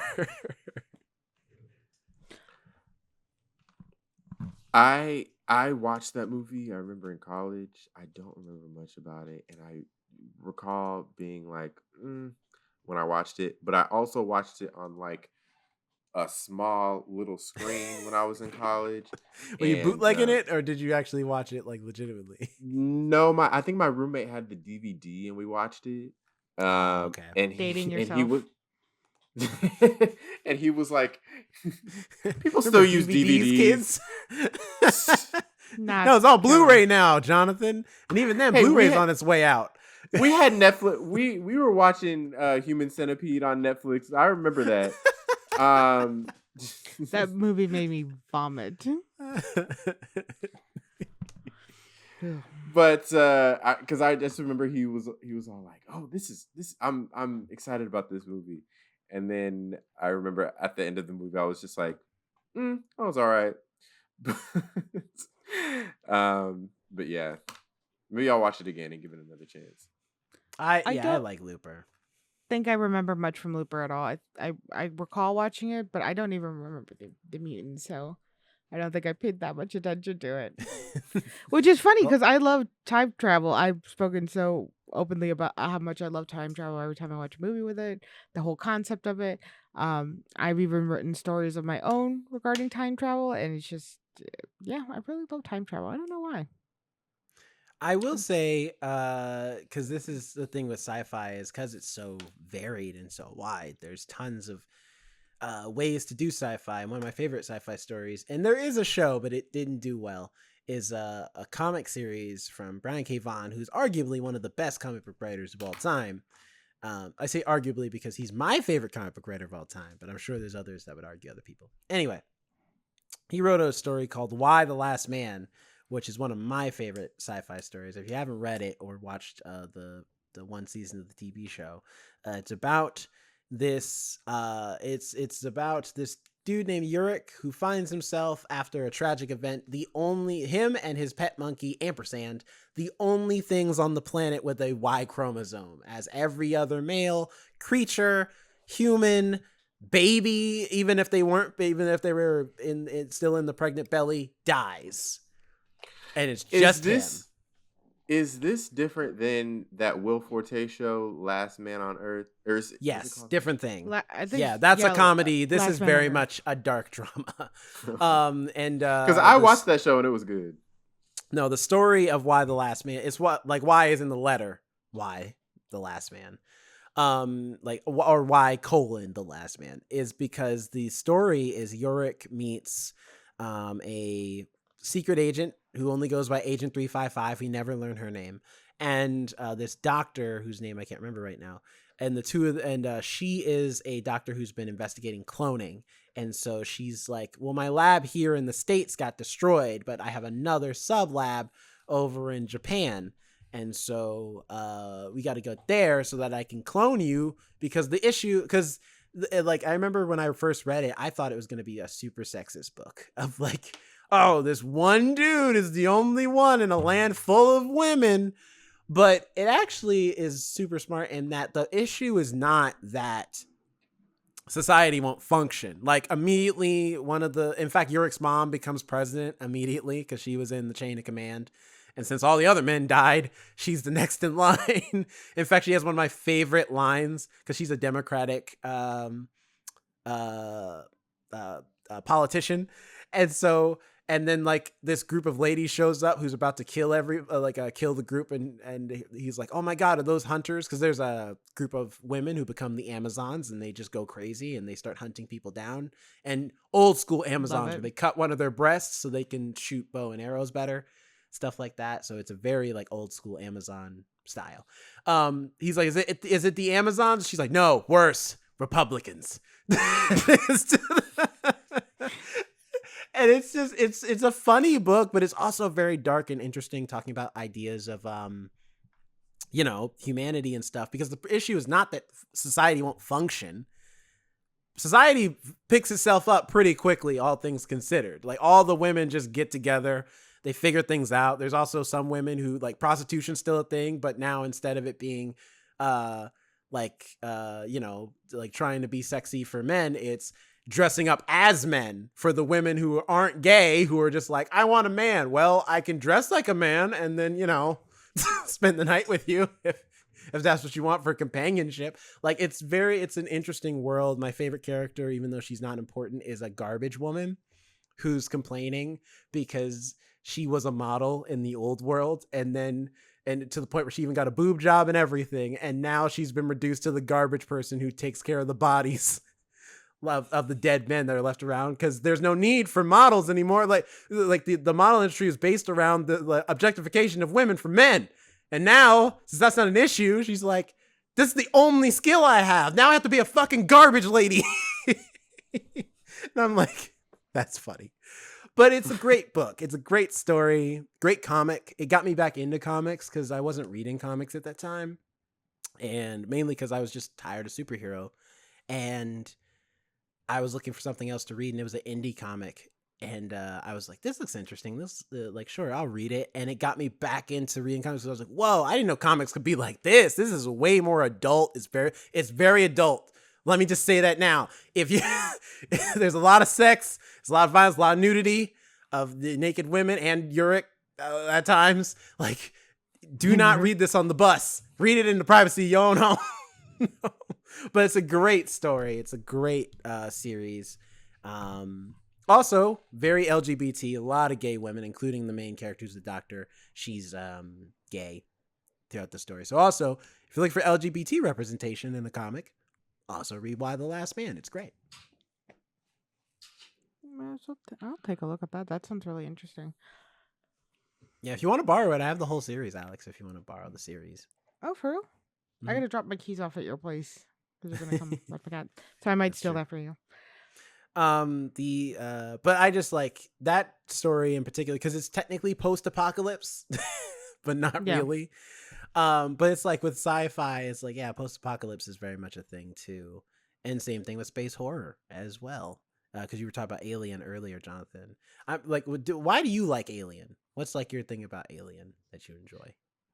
Maybe it's recency bias from watching the latest Alien movie, but just that idea of being trapped in a space with something that can eat you. That's also why I liked that movie Life, even though I feel like nobody Yeah. else did. Yeah. No, Life is I liked it. awesome. I liked it In a fact, lot. no, and Okay. people loved it so much, and because the creature was just this like black goo creature, people thought it was a prequel for Venom, because Venom was going to come out soon, and so people thought it was a Venom movie. And I'm like, Oh. I That mean, makes sense. maybe.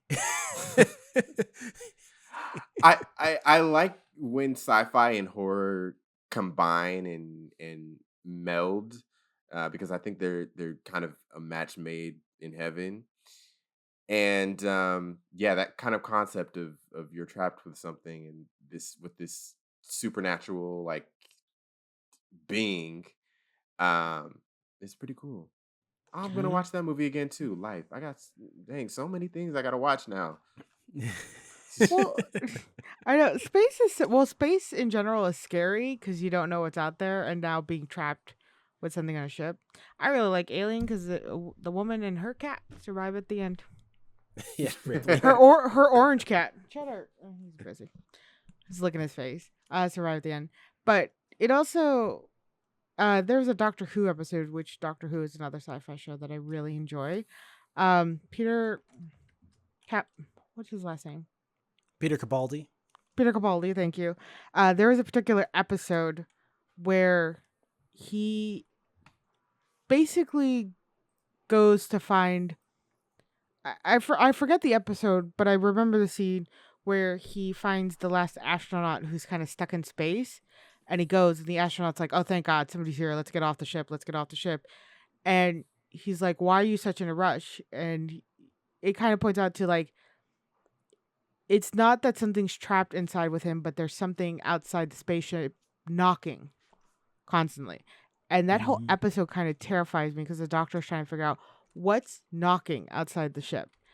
And it's just thought of like it could be something friendly, it could not be, but when you're just alone in this enclosed space and you just hear something that you shouldn't be hearing also in space is so terrifying. And I just remember that scene so well. And with Alien, there's a lot of like that where you have to really listen to the creature going on all the wires and the creaking of the metal and things you don't think you should be hearing in space. Um, Also, there was a sci-fi and horror I feel like gets along really well, and I think John Carpenter does that really well with Oh the movies yeah. he's made. Hmm. One of my favorite has always been They Live, which is where Oh, aliens interesting. yeah, Yeah. where aliens have already landed. They've already infiltrated everything. They are basically farming us or yeah, farming, cattling. Mostly, yeah. We're a food source I and the mean, it's main very much like the character, Soylent Green type thing. yeah, The Soylent Green is people type which stuff. I'm so disappointed that not a lot of people know what Soylent Green is. I make Yeah. that joke quite more often than I probably should, or is what is considered average. People are like, "What are you talking about?" I'm like, "Soylent Green. It's made of people." And then they're like, "What the fuck is that?" And I'm like, "It was a movie back in like the '60s where." Starving. I'm like, have you ever seen Snowpiercer? And for some reason, that works for them.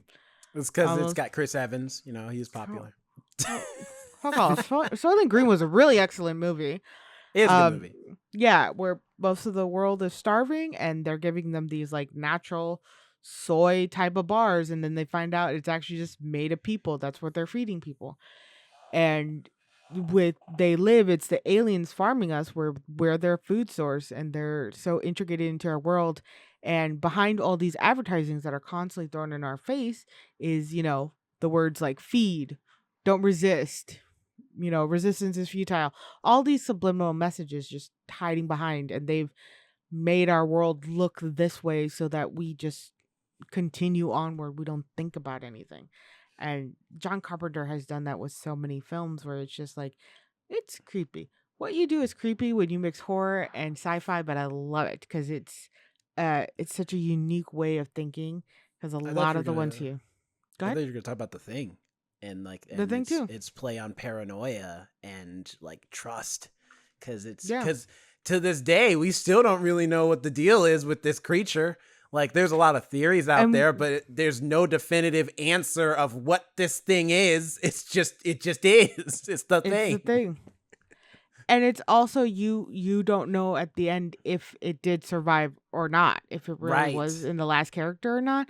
Because it kind of Mhm. seems like, oh, he thinks he has it, but was that just paranoia that he thinks he has it because he's the last person standing?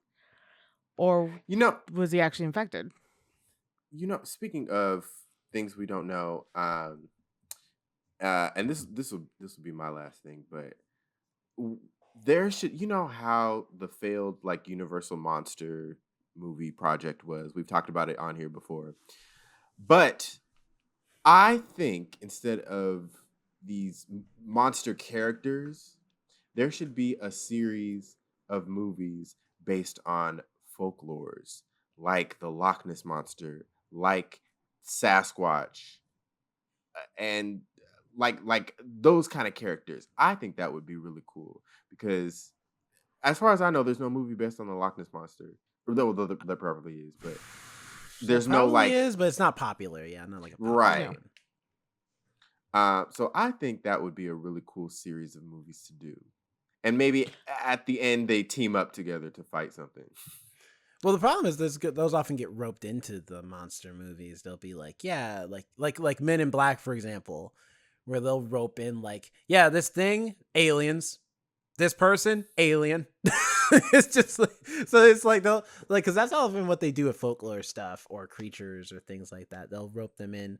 Which, speaking of sci-fi stuff, Men in Black, dope concept. I love that idea too. I think it was a comic before it was a movie, but I know there are Men in Black comics. In fact, I think it was a Marvel comic before, not like in the Marvel universe, but something published by Marvel. But it's a cool concept. I like the Men in Black. This idea of like there is a government agency, but instead of them being like the people that dissect aliens, they mostly just keep them. They're just customs. They make sure Yeah. they're okay, and the dangerous ones they do take care of, but the normal ones they're like, "Hey Steve, what's going on? How's things? Having 6 arms, 6 legs. It's a living." It's just like, Yeah. which I think is very fun. Thinking of just to speed through the idea of like some of the other sci-fi stuff that I think is just fun to talk about is also thinking of Aliens. District 9, also great sci-fi movie if you haven't seen it. The idea of like, which that movie in particular is interesting because it was supposed to be a Halo movie. And then something Really? happened budget wise and production wise that they had to change it to District 9 instead.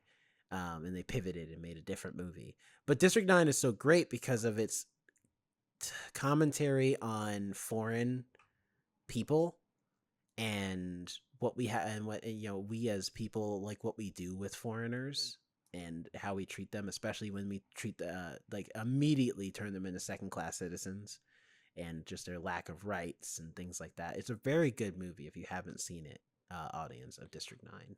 I think it also speaks to how we treat foreigners when it comes to also appearance, because when you have Men in Black, you have a lot of the alien species who don costumes that just look like us, so they're easier to integrate, or you have more like aesthetic looking aliens and stuff like that. When District 9, they look like giant cockroaches. Yeah. So immediately nobody wants to be friendly towards them. They're like, "Ew, they're disgusting looking." There's that. So that's also another big commentary about like if aliens came, because people are always like, "Oh, they're gonna look like this and they're gonna look like this," and it's like, what if they did just look like giant roaches? Would we be so willing to be like, "Yeah, let's make first contact"? Also, I don't want to shake your hand though. Just don't. Yeah, so that's like, so watch District 9 if you haven't seen District 9. It is a little gross, mostly because of body horror stuff, but Yeah. it is a good movie. Also, I'm surprised no one brought up one of the greatest sci-fi concepts that still plagues people to this day, The Matrix. Because it's just like this idea of simulated life and simulated or that we even currently live in a simulation to this day. How do we know this is reality? For all we know, we could be in the simulation right now, because things don't be adding up. Stuff like the Sasquatch, the Loch Ness monster, deja vu. Where do these things come from? Maybe they're glitches in the Matrix. Maybe they're just the Mandela mistakes. Yeah, or when you're remembering things that you didn't live, but or your dreams, maybe those are past lives that they're trying to erase from your memory. You don't know. I It's a don't great believe concept. we're living in a matrix because I still have too many of my memories. They should have wiped. Come on, man. You want a functional human being like to like help you store your energy? No, wrong source then. Wrong source. A terrible Yeah. battery. I just love like stuff like The Matrix, this idea of like simulations and stuff. They don't always do them right. There are very few great simulation movies, in my opinion. I feel like The Matrix did it the best. And even then, even they couldn't do it better after doing it the first time, because the sequels after that were like, man, what is this bullshit? What are y'all doing? Why are you doing this to us? Yeah. And then the last one, real quick, is also just this idea around what happens after Earth. Like the idea of like if Earth is dead. Not After Earth. No, After Earth is trash. We don't talk about that movie, okay? But I'm talking of movies more like WALL-E, for example, right? Where it's like we're traveling through space looking for a new home, and meanwhile, we just leave Earth behind because it's just not inhabitable anymore. Because hypothetically, based off theoretical science, that is going to happen at some point. Either the sun's going to die out, or climate change will take the planet out, or we'll just be overpopulated and we need to leave, or the 1,000 different theories on how Earth is essentially going to be uninhabitable for human life after probably thousands upon thousands of years. But still, there's a lot of sci-fi movies that really tackle the ideas around that of like, how do we deal with that? What do we do? Especially because currently we know of some planets that are in a Goldilocks zone-esque area, that, or moons even, that we could inhabit, but they're so far away that even if we did go, it would require us to either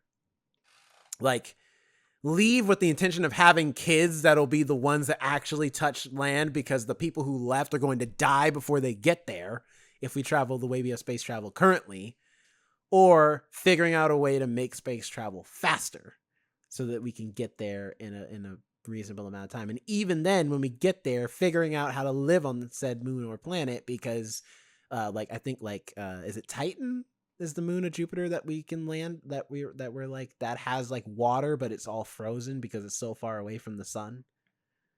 Yes. Titan has they can, I don't know how they can see it, but there is a flowing source of actual water. Yeah, it just has a thick layer of ice on top of it. Mm-hmm. So it's like, it's stuff like that where it's like, it's interesting to think about the ideas of like colonizing other planets or space travel with the intention of, we need to leave. We can't stay here anymore. I think the best movie being WALL-E, in my opinion. Maybe it's because it's the most positive, because we come back. We're just leaving Earth until we can figure out if it can grow food anymore. But it always leads to all the war movies in space. Like, so. And then my last sci-fi movie that I'm sure people don't really talk about, and it's kind of like one of those near future sci-fis again, where it's like it's not very sci-fi esque, but it is technically sci-fi. Is Children of Men? Oh. Um, I thought you were gonna mention mine, the one I was gonna mention. no, dark movie, but I enjoy Children of Men as a story. I think it's an interesting story. This idea of like if babies just stop being born, what happens to the world? And even though I don't know if Children of Men is correct in that people would immediately start killing each other, like a war would break out, but definitely it wouldn't be good. I don't think people would know how to react to that. This idea that you can't, that we're the last. In fact, it's why I think The Last of Us is such an interesting, also technically sci-fi, but more like post-apocalypse. But Yeah. the idea of The Last of Us, where that title has a double meaning. It's not only the last of humanity, but it's the last of the people who remember what the world used to be as well. Like the any of the newer children coming up, like Ellie is, they don't know, they don't remember the world as it was, and eventually there will be no people who remember the world as it was because they're gonna die out. And Children of Men is even more so dire because at least in the Last of Us universe, you can have babies. Like humanity will live on as long as we stop killing each other. Children of Men, that's it. There are no children. It's just us. And when we're all gone and we've killed each other or died of old age, the planet's gonna be quiet. The only thing that will exist is animals. That's it. And it's like, that's insane to think about. I don't think Children of Men, it just turns into all of a sudden everybody's really gritty and dirty, and the economy is unstable and all this stuff. But the youngest person is also only, like, I remember, only 25 in the film. So Right? the young Yeah. person is still fairly young. I understand it's been 25 years since the last child was born, but the young person is still very young. And considering at least in America, our healthcare allows people to live up into their hundreds nowadays, and there are still people working, and we still technically have the boomer generation in our workforce and everything like that. I think we would be okay for a while, enough for scientists or somebody to figure out, cloning or artificial, birthing or stuff like that. So I feel like the movie would be an overreact. I felt like the movie sometimes was an overreaction to what was That's why going I on. said, like, I think that's where the premise fails a little bit. And then I'm like, I don't think we would immediately just be like, like just Yeah, lose 'cause our I goddamn remember minds. literally opening scene, the guy's just walking down the street and there's another bombing. Somebody's just blowing up another building for no reason. And it was like, is this your Tuesday? Like, what's going on? This is your Tuesday. I mean, listen, this is what happens when Pampers goes out of business because there's no more babies being born. All right. It's just everyone loses their mind. All right. Maybe it's Diddy. Maybe he did this. He's like, Johnson Johnson ain't making baby oil no more because there's no more babies. Anyway, Gotta blow it all up. I have to honorable mention. I have to mention this movie. It didn't do great at the box office, but I remember watching it in the theater. I went with my mom to see it. It's a movie called Downsizing. Oh I'm just yeah, I Matt forgot Damon. about that movie. I'm just the Matt Damon stan today. Matt Damon but, fan. It's basically a movie where you can get they've discovered this new procedure, or they've created this new procedure to essentially shrink your whole being, and they want to start doing this to combat overpopulation. And Matt Damon signs up for it with his wife, but his wife backs out at the last minute. And I enjoyed it. I thought it was a fun concept to kind of think about. Again, another one that I should watch again. But Yeah, especially because for economic reasons too. Apparently, Yeah. like if you downsize, you're rich, which is like Mhm. okay. Yeah, Whatever. your thousands stretch into millions. Right. An honorable mention I'd like to place is Absolutely Anything. It was back in 2015 with Simon Pegg, where he receives these powers from aliens because the aliens are passing judgment on Earth to see what an average man would do with the power to do absolutely anything, control anything he says, he can twist reality into his what he wants, what he desires. And it's such an interesting story because of course he starts very selfishly and then he tries to be like, "Oh, I can fix the world." And it's like, "No, no, no. It's not that easy of being like, "All right, no more guns on Earth." Great. Now they're just fighting with specifically nuclear weapons and you've caused it's almost like the whole genie situation. I wish for world peace. Well, that's because, now half the world is gone. That's why there's world peace or something like that. Mm. So it is such a good movie. And I'm a big Simon Pegg fan where I recently went a little binge of all his movies. And I was like, this guy, he's a really good actor. And I sometimes don't think he gets enough credit at times. But I would recommend that movie to anybody too. I have a few honorable mentions, and I'll speed through them. We don't have to talk about these, but they're just fun movies that we didn't get a chance to get to. Inception, first of all, love the idea of playing around with dreams and sci-fi and the mental. Like, because we still don't really know a lot about the brain, like how it works. We know a lot of things as far as signals and that sort of thing, but like as far as why certain images and ideas pop into certain brains and why certain people are more creative than others and all those things, there's no scientific way to analyze that. That's just, it just is what it is, and we still don't understand it. And so I think that's really cool. What I would argue is the greatest multiverse movie that will ever exist ever, unless somebody comes with a better idea. Everything Everywhere All at Once. Yeah, great sci-fi movie. I know most people wouldn't consider it that. They would be more like, but it's sci-fi action. It's fun. I dig it. I think it's sci-fi. Yeah, it plays around with a lot of sci-fi ideas. Fifth Element, I love that movie so much. And Independence Day as well. Both of those movies I feel like are like help define my childhood. Like both those movies from the 90s. And it's on here somewhere. I saw it earlier and I can't, because I can't remember the title right now. Oh, and then Moon also is a great movie. I won't tell you what it's about because I feel like the best way to watch Moon starring Sam Rockwell is to just go in cold. But if you haven't seen Moon, it's a very good story. Like the most of the premise I can tell you is that it's about a dude on the moon who is mining a certain gas for Earth, and then he finds out a secret that changes his life forever. It's a great movie. I went in cold when I watched it. I knew nothing about the premise, and it was so cool. And then last one is The Creator, which came out most recently last year with John David Washington, about this robot boy that he found, or robot girl, I think actually, that he finds in a world in which they are at war with robots. Humanity's at war with robots.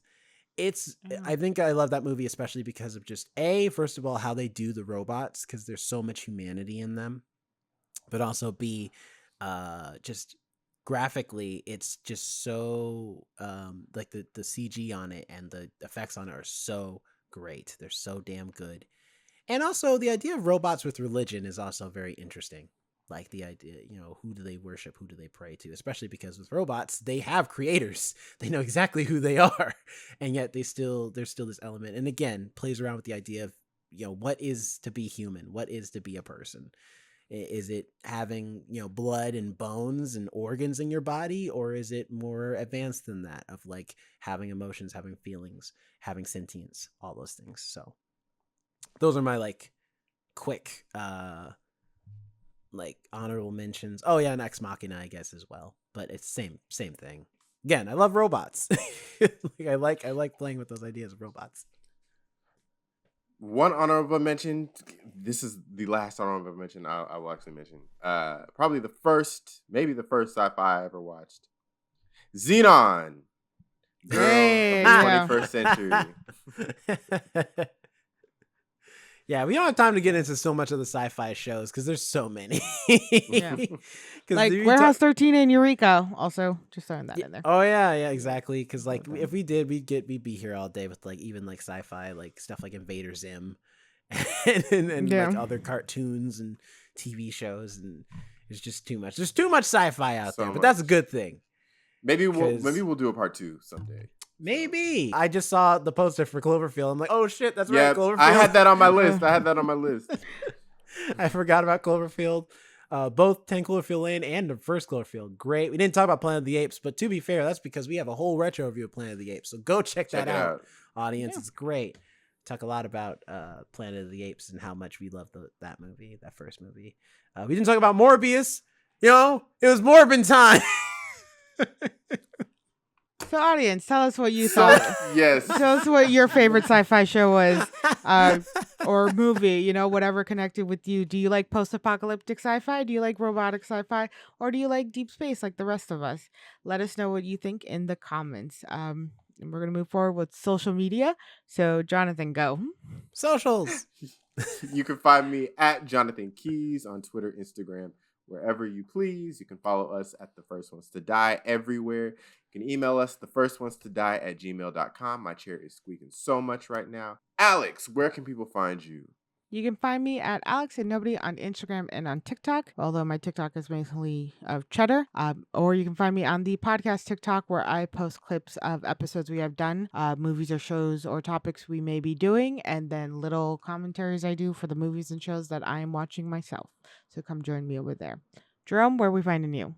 You can find me at Not Jerome Red on Instagram, as well as check out the YouTube channel for The First Ones to Die to get all types of extra content that you can't get on the audio streaming platforms. If you're already on YouTube, subscribe. And if you haven't, or you have already subscribed, thank you so much. We appreciate you. Don't forget to like, favorite, and share. And of course, hit the notification bell so you don't miss any of the new videos as they come out on the YouTube channel. Also, last honorable mention that we have to talk about Demolition Man with Sylvester Stallone and Wesley Snipes. Great movie. Great commentary on if we were a little too liberal out in the Americas. And also Taco Bell being the only restaurant that exists ever permanently. If you haven't watched Demolition Man, great movie. It's very funny, very fun. Anyway, tune in next week for something. We don't know, but you will. Saturday night, where I won't be here to review now it. you That's were why saying you wouldn't be here, so now I'm like, do you want us to do Saturday night without you now, or? That's why I gave my commentary at the beginning. No. All right, fair enough. It was Saturday night then. Yay, it's back on the docket. It's still on the schedule. So tune in next week for our Saturday night review. Not on Saturday, mind you, but regardless, it's going to be there, and you'll have a great time. We'll have a You great could time. listen on a Saturday night. That's true. You could listen on Saturday night. But until then, have a good night, good evening, good morning, whenever you're listening to this. And we'll see you. I was going to say talk to you, but I guess we can't speak. But anyway, we'll see you next time. Bye. Bye. Bye. Unless you meant like he had cooked rice, put it in the I fridge, think and then it was cooked right. oh, then yeah, there's a limit. Then that's definitely like you need to throw that out after like. See, I push it. You're right. I push it too. Same. I see. So I'm like trying to be like, oh, you should throw it out after, but I'm like, I have leftovers. Do I? In there. Yeah, I have leftovers in there. I'm like, I'll heat up and like eat 5 more bites of, and then be like, all right, I should toss it. I should have tossed it after the first bite, but I was like, no, I'll throw things away in a minute. The second I'm just like, oh, it's been in there for a week. It ain't no more good. Like I won't even take the chance tasting it. I'm like, it's no more good. It's all right. And when I say throw it away, I mean throw the whole thing away. I've lost good containers because I'm like, yeah, but it's too old. The container? It's infected the whole container. I need to throw the whole thing away. You gotta. Hey, you're lucky. You have a home with a dishwasher. You get to sanitize. You can sanitize your dishes. Yeah, you got like the heat wash and everything. Right? Me, I just gotta trust that my Dawn is doing its job. If it's good enough for the ducks that it be degreasing, then it's good enough for my containers that had some old food in it.